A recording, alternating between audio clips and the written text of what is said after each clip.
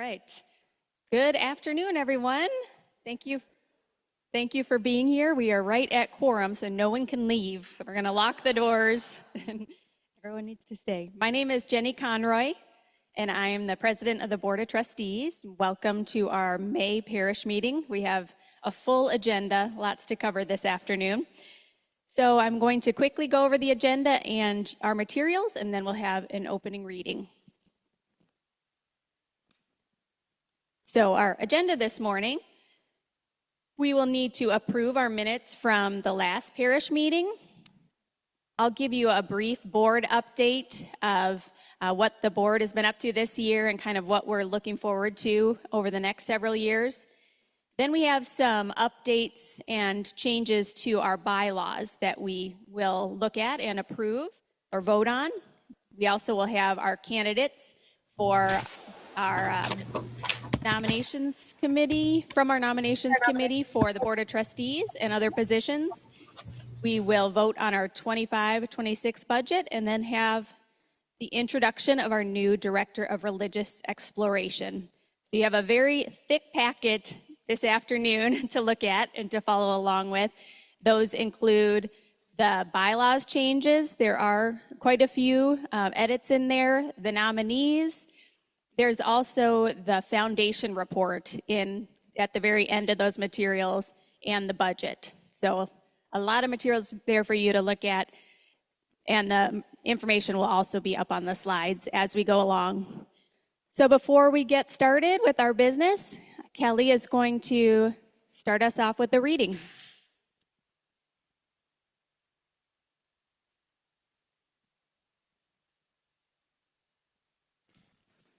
All right, and Zoom folks, I beg your patience because I did not advance the slide before I stood up, but I promise you I will as soon as I get back to my computer.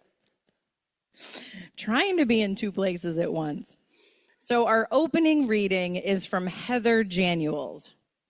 From the power of our memory and history, with high hopes for the days that lie ahead, we gather to craft the destiny we share with one another. We gather with faith in the practice of democracy. We gather with hearts and minds open to the wisdom in every voice among us. In our gathering, may we dream and design a bold future. May we bring our best selves to this time, and may we dream these dreams and do this work with love.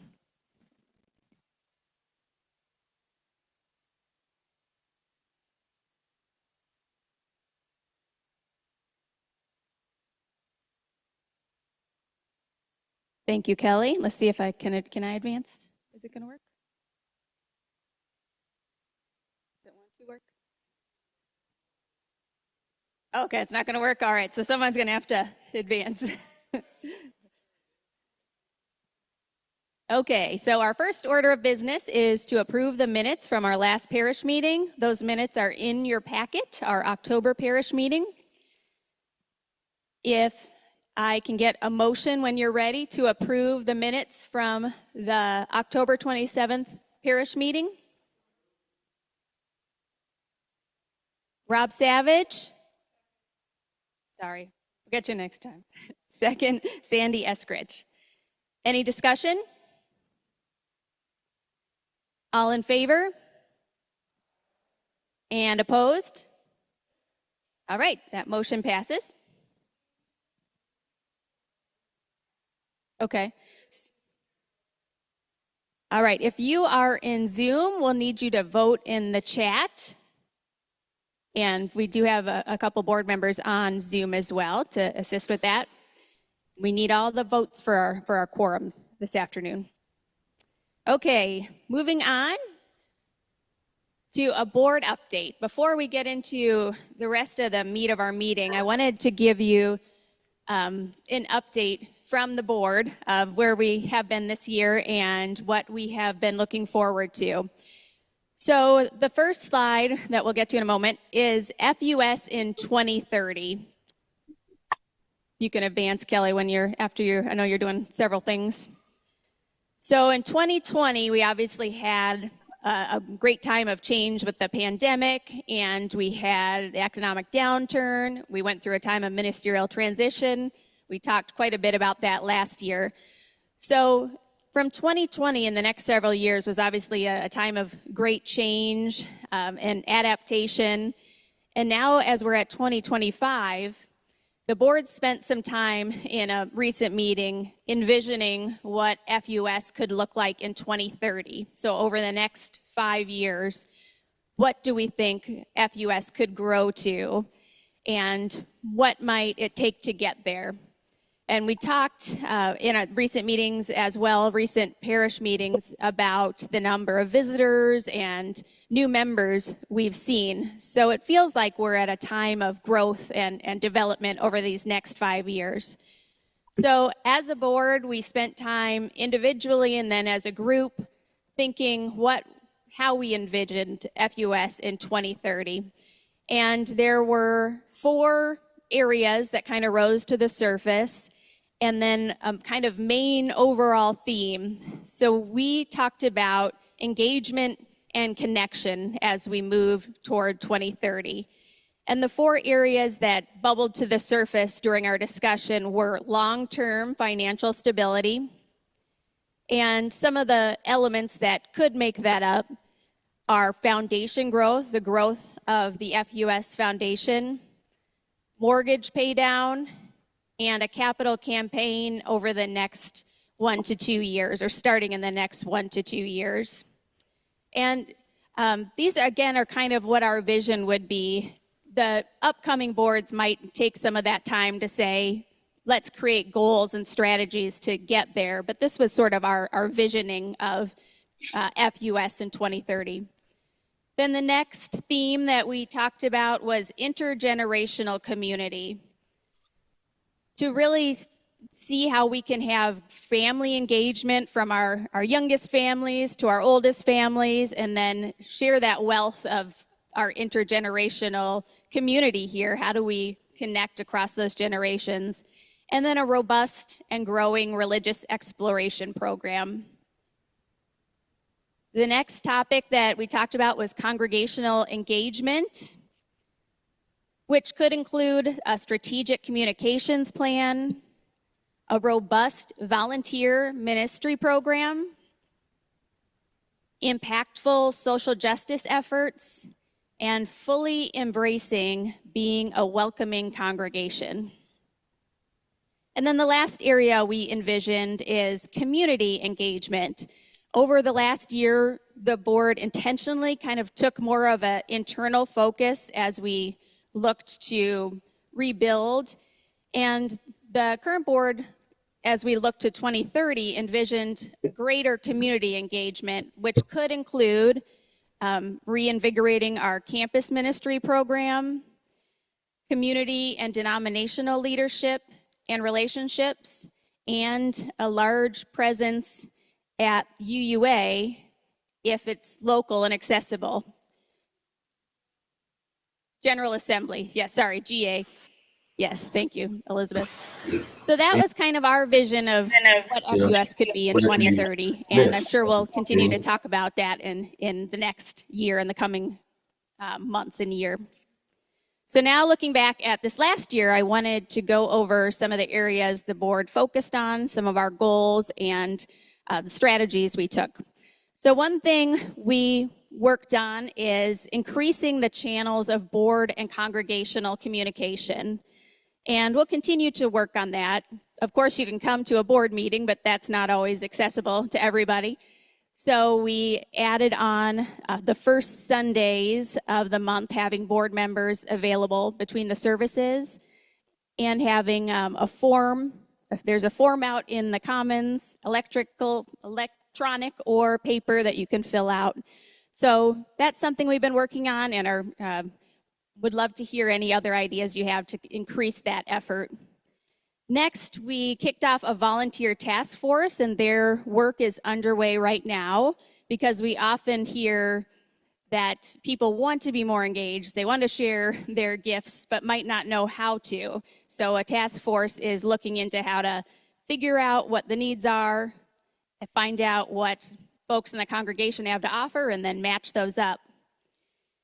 We are also in the midst of a triennial ministerial review task force. That work is underway right now, and the congregation will hear more about that in the fall.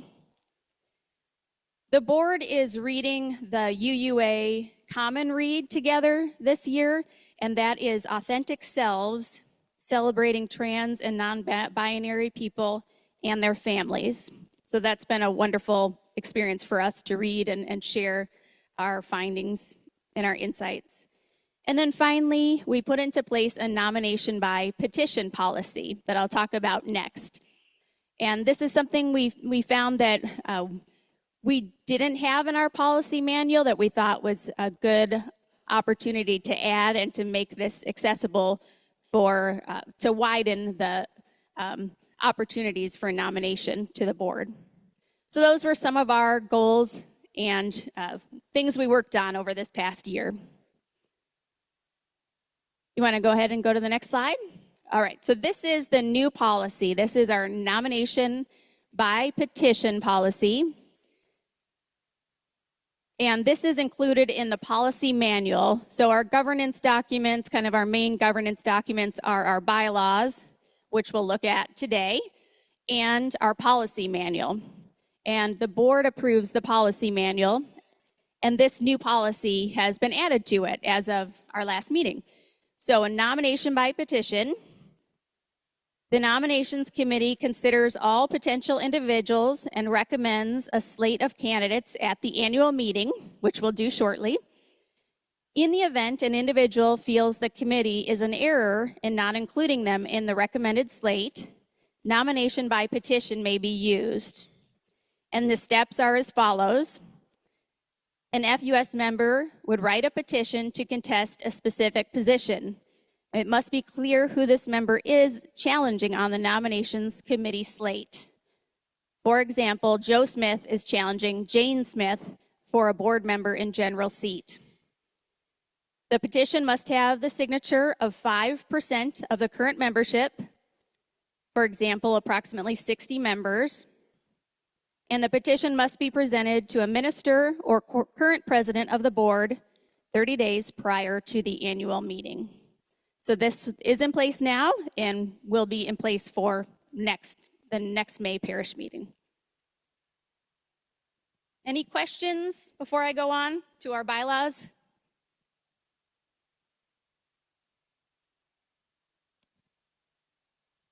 Just a simple question, are we going to be voting on this? We are not, because this is a policy, so the board makes the policy and then the congregation votes on the bylaws. And I guess I have a question of why we have, the board has decided to use language that says that that the person feels that an error has been made, and that, I mean, I understand the challenging part. That seems obvious, you're challenging for a position, but I don't understand why you decided to use the term they feel that an error has been made in not including them in the recommendation. That seems to be somewhat more conflictual than it needs to be. We can use language that's maybe not about conflict instead. Thanks, Nancy. Do you want to answer, Sandy? Do you have a thought there? The board asked the governance committee to take a look at whether there might be a policy like policy like this might be useful. In the event, we had a nominating committee that wasn't well connected with the congregation as a whole, maybe had a too narrow focus, that kind of thing. So if the nomination committee might at some point, I don't believe this is where we are now, and I think this would be very rare that this would happen, an individual could say, I feel overlooked as a potential board member. I think that I could offer something very valuable, and I think the nominating committee is missing an opportunity to include me or the people who signed the nomination from the by petition would be saying there's an opportunity that our organization is missing, and we'd like to have this individual included on the slate of candidates as well. As I said, I think this would be very rare, but the idea of not allowing this also seemed somewhat less than open. So Nancy, I hear you saying made an error or, had a limited vision. I mean, there's all kinds of ways you could say the nominating committee missed out on a good idea. Well, maybe that is better. And as Jenny said, this is part of the policy manual, and the policy manual is sort of like the manual for how do we do business. And as the board sees that there are changes that need to be made in the policy manual, they do that routinely and fairly often. So it's not as though this is a public standing document or I guess I'm not super worried about that, but I do hear your sentiment about the strength of that language. Hannah?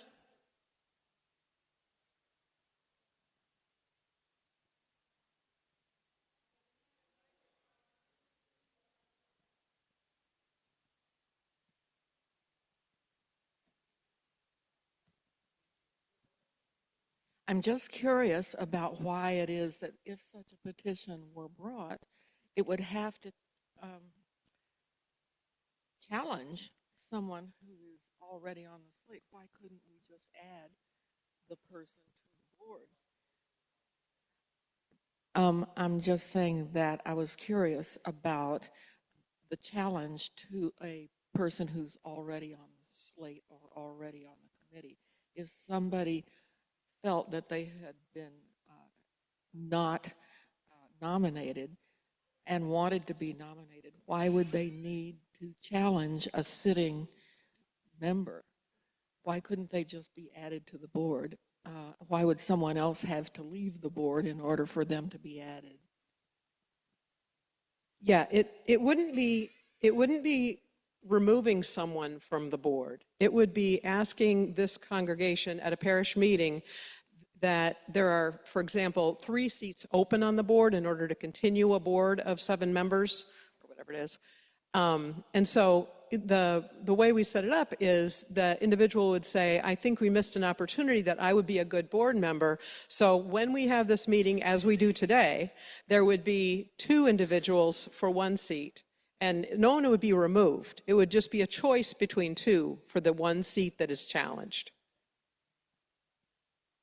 And I want to reiterate, our normal and expected process is that the nominations committee brings a slate of candidates. So if someone is interested in being on the board, they should speak with the nominations committee. That is our normal process. As Sandy said, if the nominations committee was kind of not in line with the congregation, this is an avenue that would open it up so someone could come and say, I think that the slate that was put forward was missing me and I would like to challenge X person. We're going to take 2 more questions before, if it's okay, but then we'll move on because we have quite a bit to get through. Yeah, I'm trying to think of the past and need to be updated perhaps on other procedures. But if there are multiple candidates for fewer positions, they would then come to the congregation for a vote? Yes, so there always is a vote with the congregation. I think today we just have 1 candidate, but if there were 2 or 3, there's only that many slots. Then this is really addressing some reason that the nominating committee would not put somebody on. And why would they just not automatically put them on so that then the congregation could vote? And I think that usually would be the case. I think that would be the case that if someone wanted to be on the board, they'd approach the nominations committee and be on the slate of candidates. But if for some reason the nominations committee did not include that person, this would be an avenue that that person could still come forward to the congregation. And in talking to Kelly AJ, this is something that most congregations have in their bylaws. They have this this path in case the nominations committee is, completely kind of not on the same page with the congregation. So it's something we felt like we were maybe missing and wanted to add in. But we don't expect it to be the norm, but it's just an avenue if it were to be needed in the future. Well, isn't that the purpose of having nominations from the floor if you want to propose an additional candidate that wasn't considered by the board? We did- I mean, what we're talking about here sort of smacks in my mind of sore loserism. If I find that I wasn't selected as a candidate for president of the board, well, this is an opportunity for me to show you how you were wrong and how I really would have been a great president. I just think it smacks of sore loserism doing it in this format. Yeah, and that's a valid comment. We did consider several different ways, and we wanted to make sure that, and this is why we had the 30 days, that it could be published who the candidates are and if there were any nominations by petition, so that people could be here and vote. So we did consider that and landed on this method as what we thought would work best. As Sandy said, we can revisit policies and will if we feel like we need to. All right, well, thank you, everybody. So again, this will be in place for next year, and we will adapt as needed. So the next order of business is going to be a bit of a long one. It is going through our bylaws updates. They are all in front of you, and I'm going to go through them and then have questions at the end if possible so that we can move through them. And if you do have one that you think of, if you want, Kelly Crocker can help if you have a question that you don't want to forget. You can flag her down and she will write it down to visit it after I go through them. So in our bylaws, it calls for them to be reviewed and updated at least every 10 years. And they were last kind of overhauled 10 years ago. And in this round of updates, we have a few things that were looked at. So first, in 2023, the board engaged a group called Step Up Equity Matters in doing an equity audit to look at our governance documents for instances of white supremacy or patriarchal language or other items that are not encouraging equity, and to suggest edits for us. So we had them do that for us for our bylaws and our policy manual. And then in 2024, the board asked the governance committee to review the bylaws as part of our normal 10-year process and to update them. And so there are several updates throughout made for accuracy or grammar or a missing word, and then also to reflect our new staffing structure. And then in 2025, this past month, I believe it was, the board approved the bylaws and moved to present them here to the congregation for approval. So that's where we are with those changes. So we have in here before and after. So the first section was 3.2, section 3.2 actions. And this was updated for completeness. You can see the before on the left and then the addition, the highlight on the right. The next was in section 3.5, notice and place of meetings. And the edits here were made for accuracy and accessibility, kind of to bring us up to where we are now with how we run our meetings.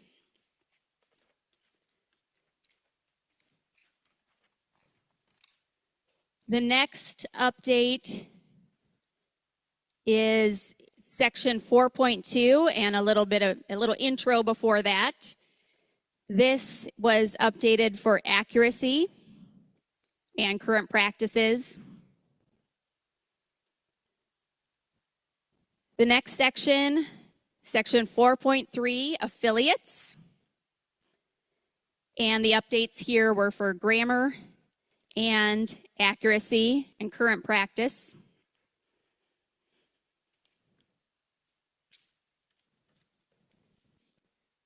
The next section, 5.2, number and terms of board members. This was updated for the staff structure updates and equity audit suggestions. The next section, section 5.4, meetings and notices. This was updated for accuracy and our current practices.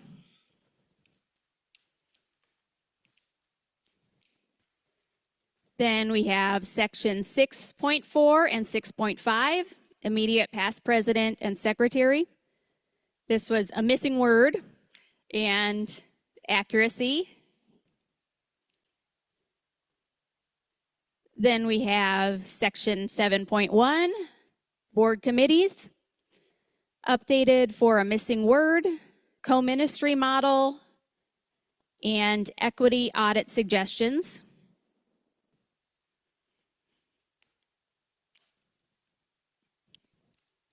Next, we have the Finance Committee. I think this was still under section 7.1.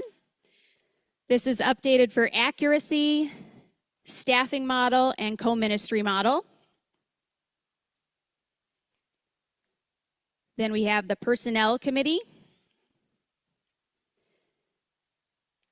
This was updated for the co-ministry model, grammar, and equity audit suggestion.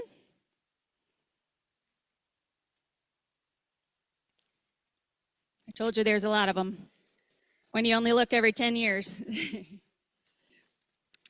Next is section 10.2, bylaws review. Updated for accuracy and our current practice. Section 11.1, UUA affiliation.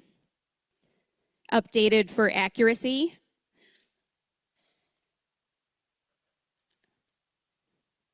Section 11.2, affiliated organizations.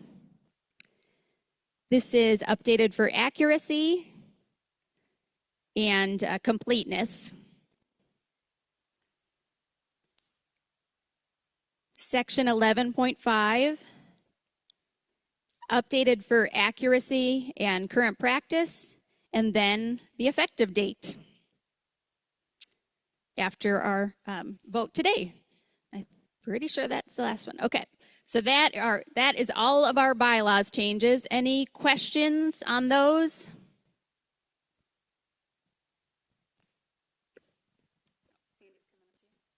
For any questions online, Kelly, you'll let me know. I have a question about the very first one, section 3.2.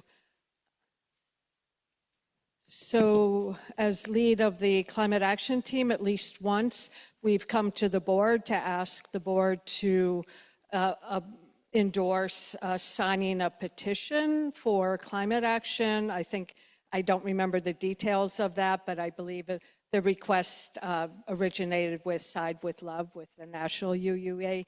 So does that mean, this amendment, does that mean in the future that any sort of, position that the congregation would take in those circumstances would have to come to the congregation as a whole? Well, this part was actually moved up because there was another one. The board could make a statement on behalf of the board, but if it is on behalf of the congregation as a whole, it would have to be at a meeting. So how would you distinguish a statement by the board versus the congregation as a whole? Is it still appropriate? Yeah, I think it just depends what you would be looking for. If it was, you were looking for something for the community as a whole or from the board directly. Anyone else Kelly's have a comment on that?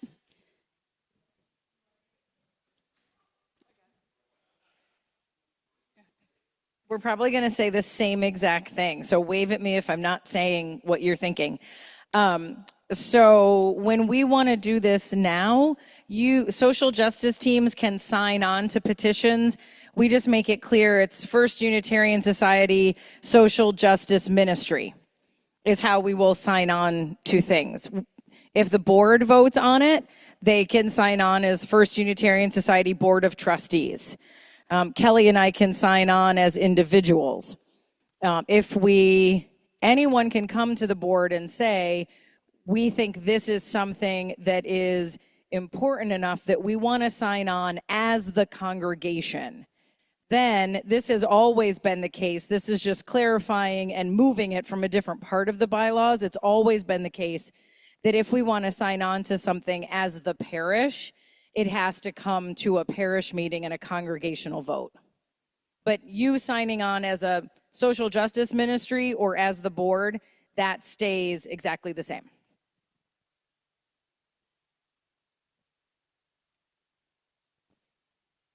Other questions?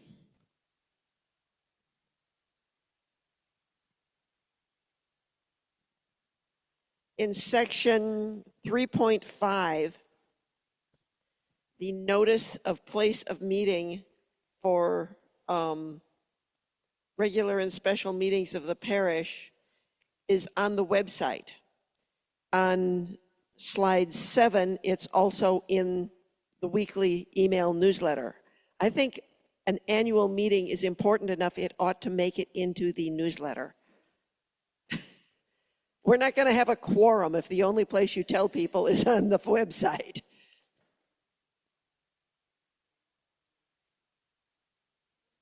Yeah.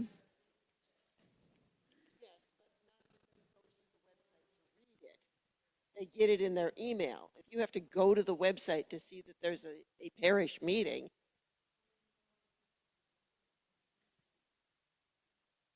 got another one. On thing 12, it says we're changing it to bylaws commission, and then it says bylaws review. So that's just a Scrivener's error. Yeah, I would also say this meeting and notices, it's not restricted to only, it may only be provided notice that way, but that would be at a minimum, it would be provided that way.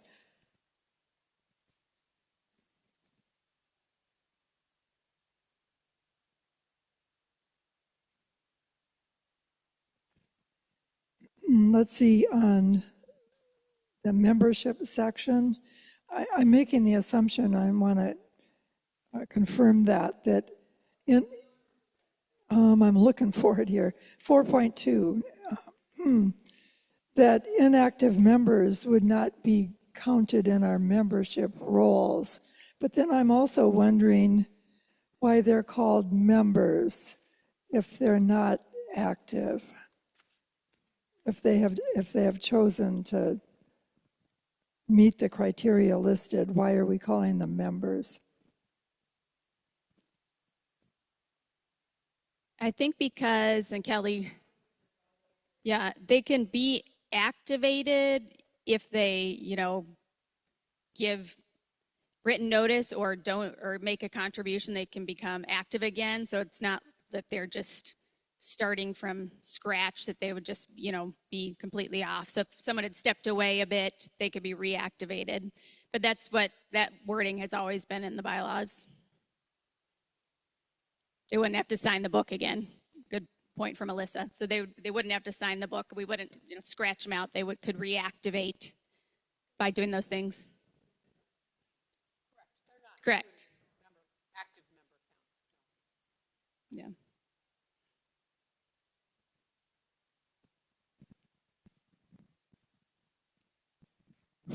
Yeah, I guess the concern I'd have is I think there needs to be a stronger definition of what constitutes participating actively or inactively. I mean, a lot of members here, go into fairly inactive levels of participation for reasons of health in their final years. So I think that term needs to be thought out more clearly, just what is meant by it. Thanks.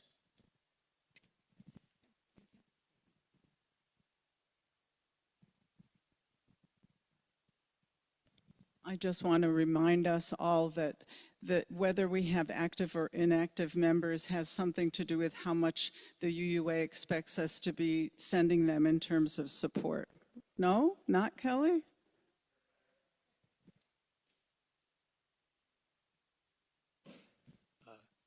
Nancy, you are totally right that used to be the way things are done.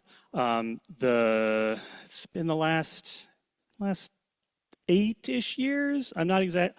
So don't quote me on the exact year it changed. But now the assessment of what our fair share contribution is by our Unitarian Universalist Association, which, as a reminder, is a free will payment, right? We choose what we give them, and we are not currently paying our fair share by their assessment. But they make that assessment on the basis of the percentage of our budget. So it is no longer, this is across all congregations in the association. They no longer examine the number of members for the purpose of assessing that figure.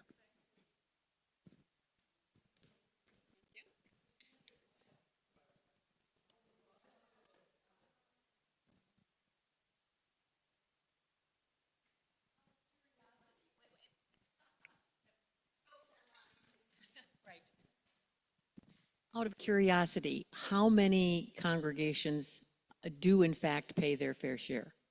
Anybody know?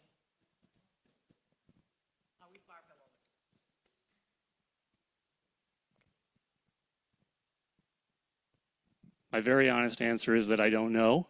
My slightly informed guess is less than half, based on the sample size of who I know and also the tenor of conversations I have with staff at the UUA.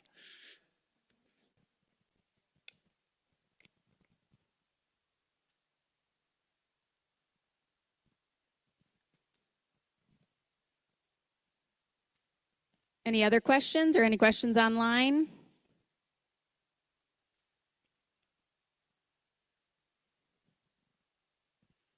Okay, then I will take a motion to approve the bylaws as amended. And a second? Second? What's your name? Anthony. Reeves, thank you. All right, any further discussion? All in favor, say aye. All opposed, say nay. All right, thank you. The motion passes. And our next order of business is our nominations. And remember to vote online in the chat.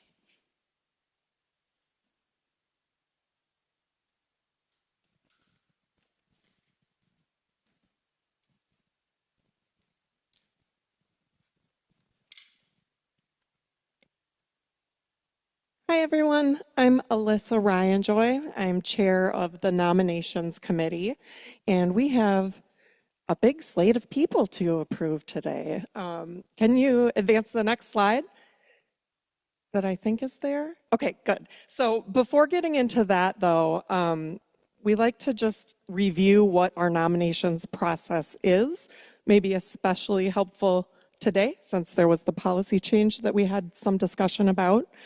So on this slide, you see on the left-hand side, the positions that are selected by the nominations committee and then voted for in the parish meeting by the parish, or those that come. Thank you for coming.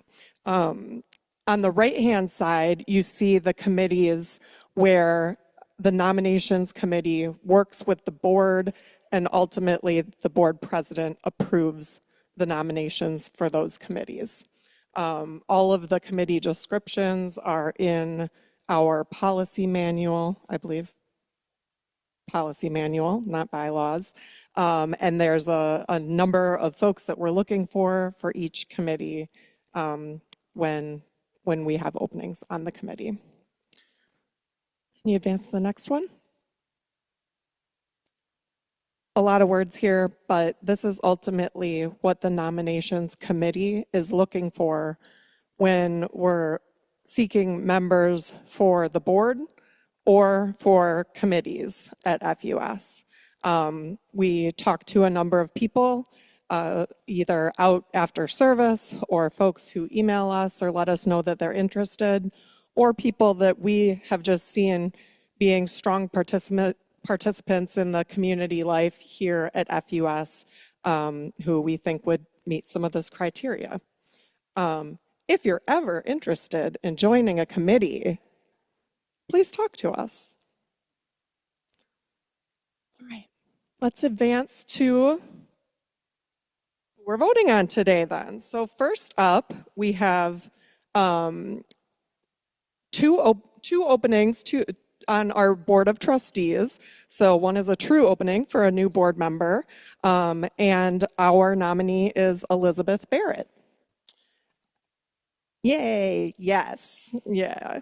So excited. Elizabeth has been very, very active in our congregation for a long time, and when we read the criteria, really fits the description.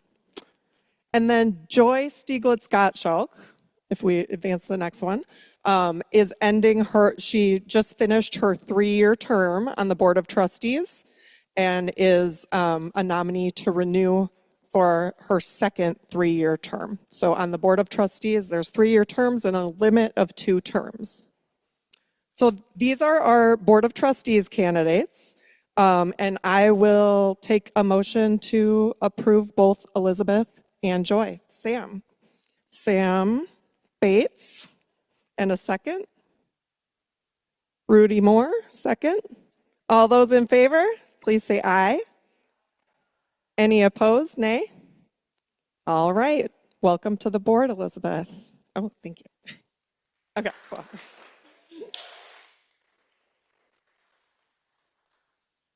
All right, our next nominee is Emily Smith for a renewal of, she was board secretary last year and has agreed to continue on for another year as board secretary. We're so happy. So I'll take a motion to approve Emily Smith as secretary of the board. Rob Savage and Lorna Aronson as a second. All those in favor, please say aye. Any opposed, nay? Great, thank you, Emily. All right, next up, this one just makes me very happy. All of them do, but we have a lot of youth that are very interested in being youth members of the board. So Mason Shadle, Nolan Hicks, and Asha Harold are all continuing on from last year. I hear that they've been really lovely members to have in the board and great participants in discussion. It's really great to have that voice from our youth and for them to be able to see how we act in community here at FUS. So really, really great that they're continuing on. So I will take a motion to approve the youth members. Gail Bliss and Paula, I'm brain farting on your last name. Thank you. All right, all those in favor? Aye. And any opposed? Good. Welcome back, youth members.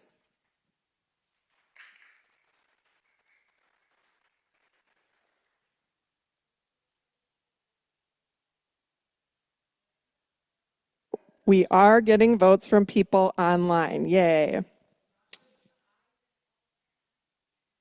Great. Thanks, Kelly. All right. Next is nominations committee. So we would like to add Dorrit Bergen to our nominations committee. A motion to add Dorrit. Good. Kathy and Hannah Lee. So Kathy Luker, Hannah Lee. All those in favor, please say aye. Aye. Any opposed? Nay. All right. Welcome, Dorrit, and thank you.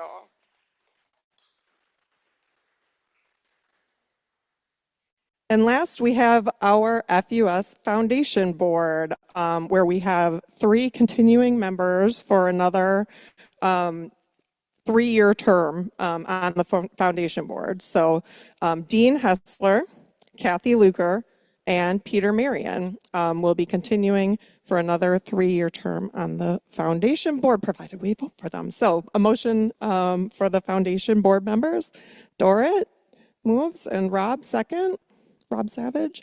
All those in favor, please say aye. Any opposed? Nay. All right. Thank you, everybody, and thanks, everyone, for your service on committees and the board. We appreciate it.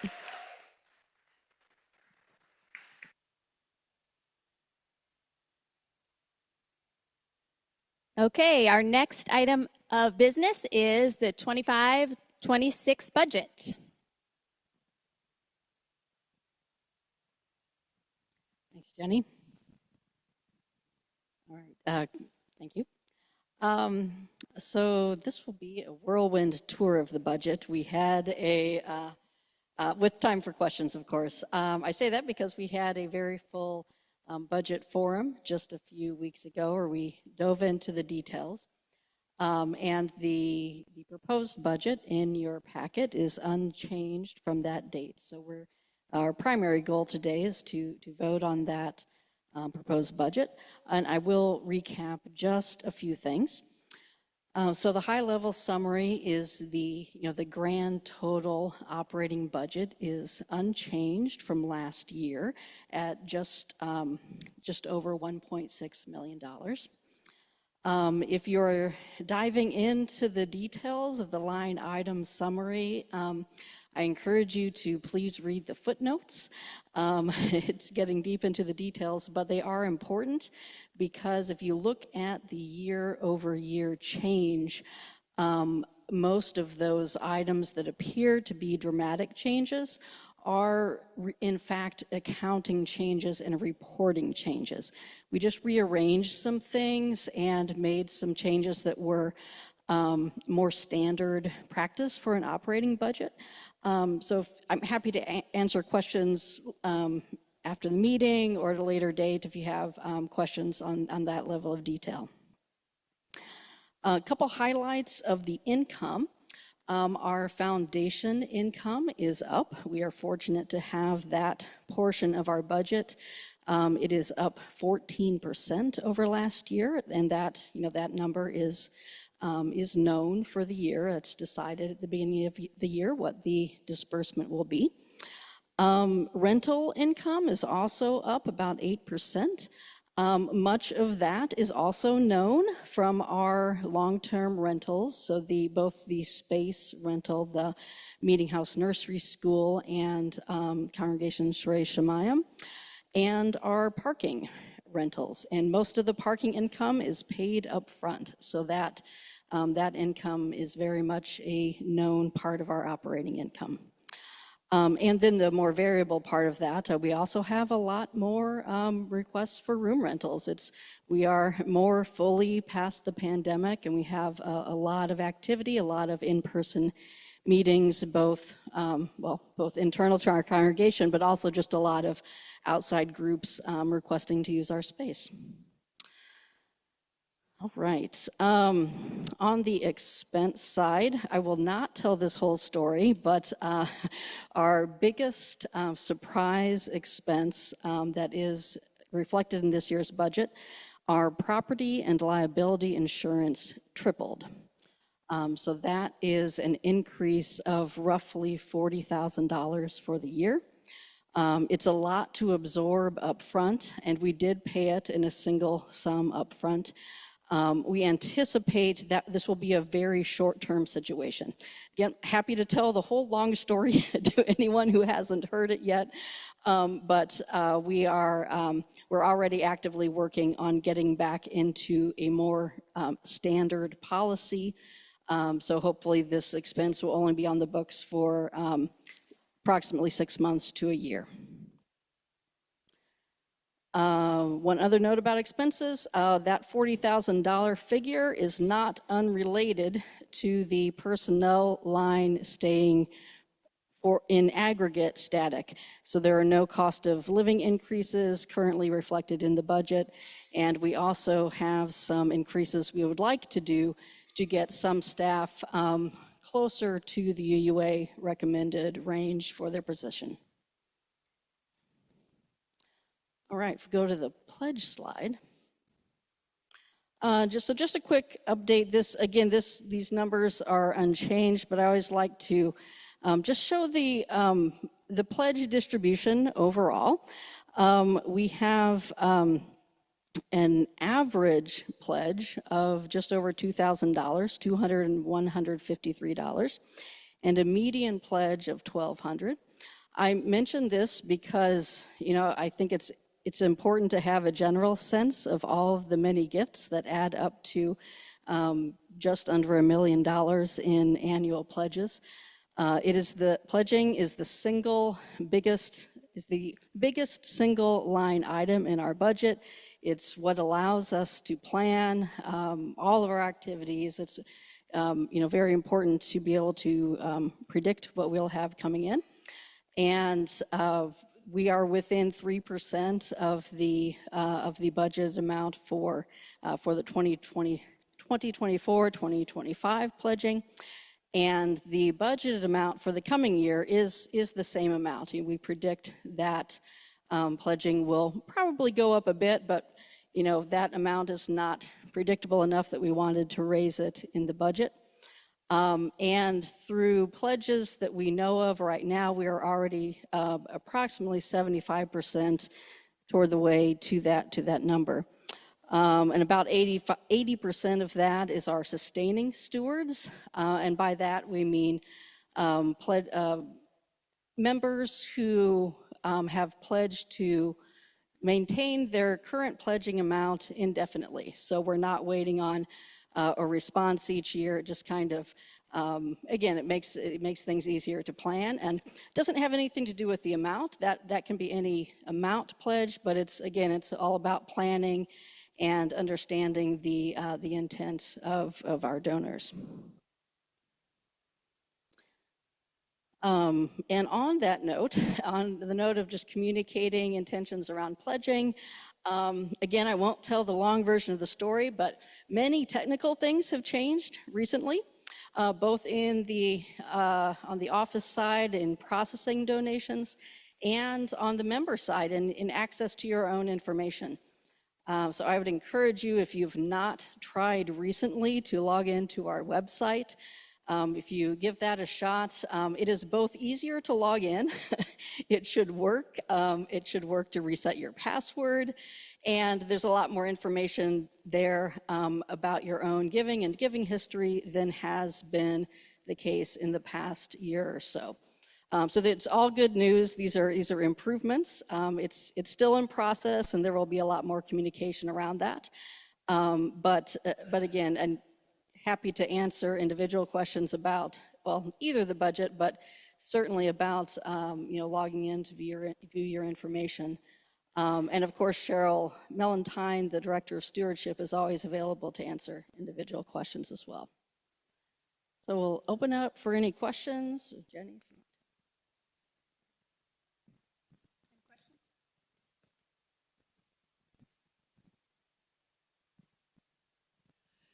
Yes, I'm curious about and I was at the financial forum, but everything didn't sink in then. But I'm curious about the thinking behind not increasing or having an aspiration to increase the pledge payment line. See, to me that indicates not having an expectation of growth or not having an expectation of members increasing their pledge for next year. Well, how I would answer that is, I think we should separate our aspirational growth with our budgeted amount. So I think we still should have an aspirational goal, but I think it's very important that we budget conservatively, and that's kind of where we've landed after the past several years, is to make sure we're budgeting conservatively but still can have aspirational goals. Terry, did you have? Yeah, I agree with that, and I think it has more to do with the expense side than the income side. I think like I said, we do expect pledging to increase, and I think the expense side of our budget is pretty solidly spoken for, including that we know we already have more we would want to do. So I think it's an effort to present a balanced budget that we can be pretty solidly confident about, because there will always be unexpected things that will come up, probably on the expense side. Sure. So actually, to that number that we just talked about a second ago, didn't we only get 918,000 of actual pledges despite our budgeted 980? Can someone It's higher than that. We're within 3% of it, and that doesn't include, we also have a relatively cautious estimate of unpledged unpledged contributions. So, and that's just the way things tend to fall out here. Some families choose to not pledge for either their personal financial reasons or philosophical reasons. So, but we are pretty close. I have the exact number, Okay, that's but we are very close to our. My actual current pledge question amount. is more about what I kind of renewing what I talked about last time we were here a year ago. I'm worried about our lack of increases, cost of living increases for our staff. We're basically balancing our budget on their backs, kind of thing. And I want to make sure, I want to introduce an amendment to do similar to what we did last year, to what I put forth last year. I don't think we made up the money to actually make that amendment work, unfortunately. But I'd like to think that if we can hit those numbers this year, if we can go over the budgeted amount, the 985,000, that that at least some percentage up to a certain amount could be allocated towards a staff bonus. So Rudy, one clarifying point before Kelly speaks to that. So what we're voting on is the personnel line as a whole and the budget as a whole. So the co-senior ministers do have discretion in individual salaries and in total compensation. Thank you. Great question, Rudy, and thank you on behalf of the staff. I would just say I'm not sure an amendment is necessary, because I will speak for myself and Kelly that is our number one goal. So if Terry is able to work some magic on the property and liability insurance, and that number comes down partway through the year, if we are given a massive unpledged contribution that we didn't expect, if pledges come in way higher than we expected, our number one goal is to do cost of living across the board. And there are also staff members who are lower than where we want them to be. They are at the top of our list. So just know that is our number one goal for any budget overages on the income side.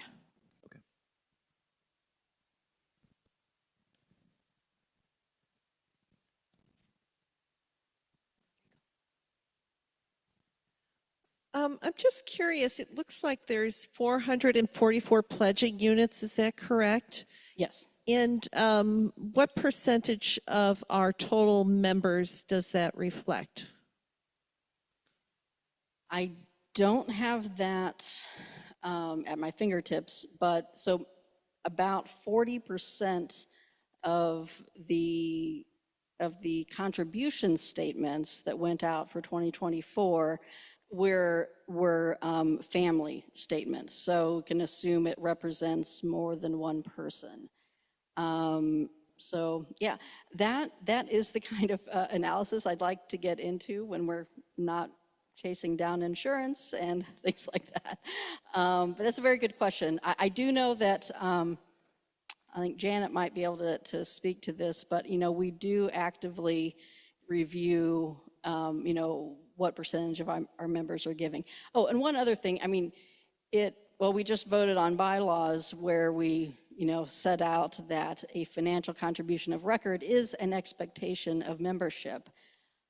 So, like I said, pledges are very helpful to our planning, but many individuals choose to give in other ways, including, giving to offering or other targeted giving. So others might, some people give without pledging. Okay, and just one other follow-up with that is, actually it flew out of my head, so I'll pass on the microphone. I just wanted to put forth a special thank you to everybody involved in redoing the budget. That is a dramatically hard thing. Thank you for bringing us to a standard that we understand. Brava. Thank you.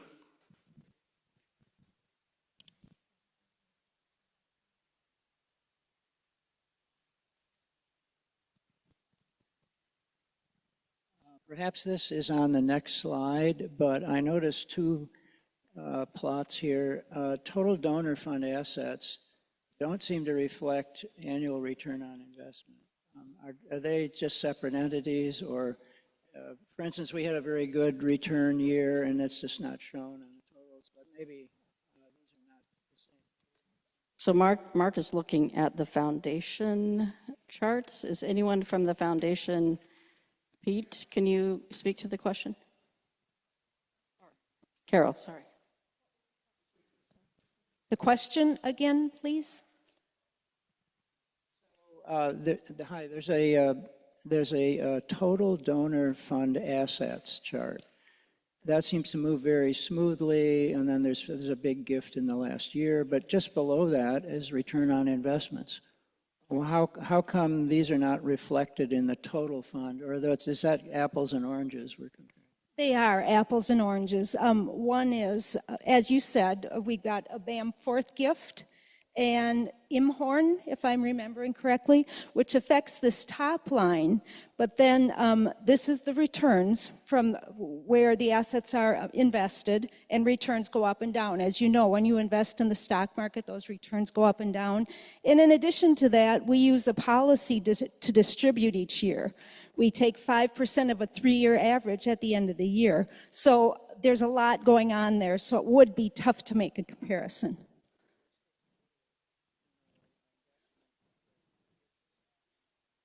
The total investment, I'd say about 4.5 million,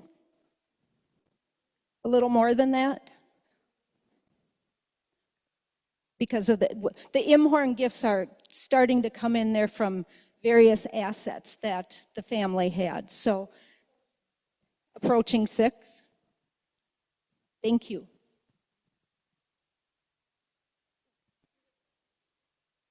Just a quick follow-up, Carol. I've always, the Inhorn money, probably the BAM fourth has been there almost 12 months, but brand new money that you may, it hasn't had time to earn interest.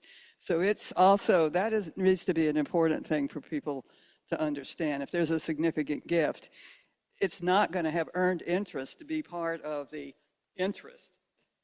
That is part of the equation. Yeah, so. And then it's gone down in the market. But I think it's important to win this thing of getting gifts and when the money is actually something that you can use.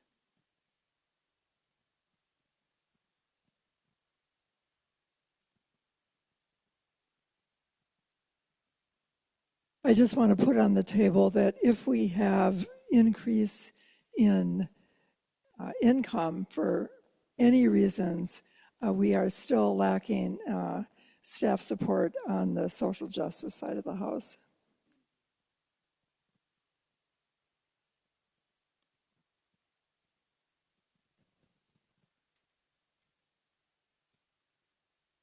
Any other questions or any questions online?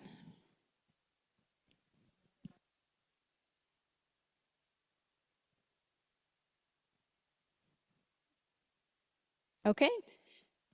Then we will take a motion for the approval of the 25-26 budget.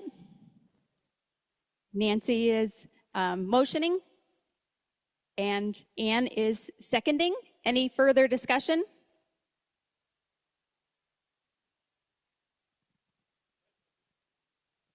Okay. Further discussion? Any further discussion? Okay, all in favor say aye. And all opposed say nay. All right, the motion carries and the budget is approved. And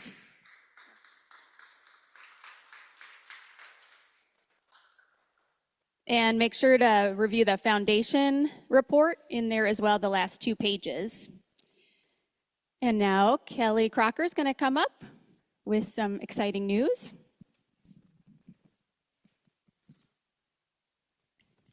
So as you know, Leslie is leaving us Friday. This coming Friday is her last day.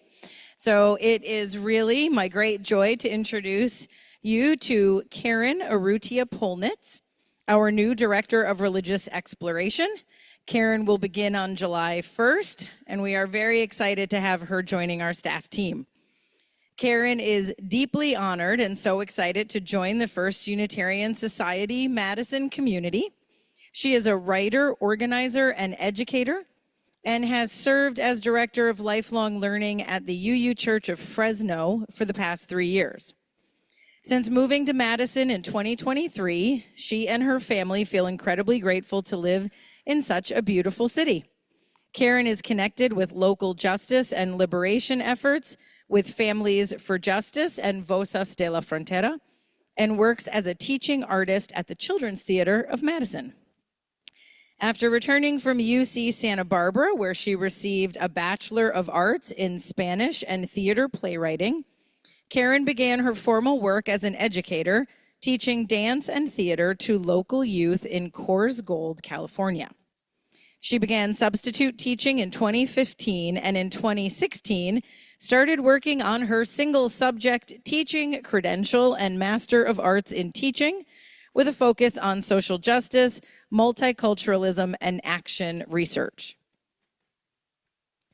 Karen taught high school Spanish, dance, and Women's Alliance for 7 years before beginning her journey as a UU religious educator.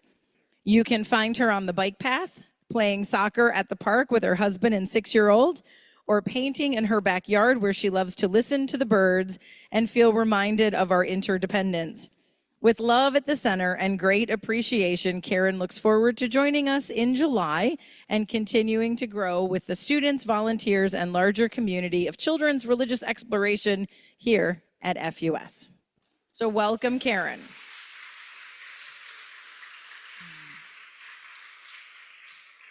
I know, we're very, very excited. I can't wait for you all to meet her. And before, the next thing is our closing words, correct? But before we do that, we have one last person we have to thank this weekend. If this is the time of year where we're thanking people constantly, but this is the moment where we need to thank Jenny Conroy. Yay, Jenny. What? So, in case you're not aware, being president of the congregation is a 5-year commitment. So you are the president-elect for 1 year, then you are the president for 2, and then you are the chair of nominations for 2. Hence why Alyssa Ryan-Joy was up here for nominations before. Alyssa, you are free. Jenny, you are not yet. So we are incredibly grateful for Jenny's leadership in the past 3 years now. Jenny has been instrumental in helping us to navigate the financial challenges that we had last year. She was a steady and calm presence for us throughout all of it. She has been leading our board into discerning how they live into a shared ministry model. She's been working on communication with the congregation and visibility of board members. She worked on all those bylaws and policy updates, which is kind of the behind the scenes work, but is crucial to how we function here. Jenny is creative, grounded, compassionate. She has the ability to listen to multiple voices and perspectives. She has brought us and the board to a stronger and more sustainable place. Anything you want to add? Jenny, you're great. I'm deeply grateful for your service, for your thoughtfulness, for your desire to hear from everyone, and also your will and strength to move the agenda forward. So it's a rare combination of qualities, and you do a wonderful job bringing them together. Thank you for your service. Join us in thanking Jenny.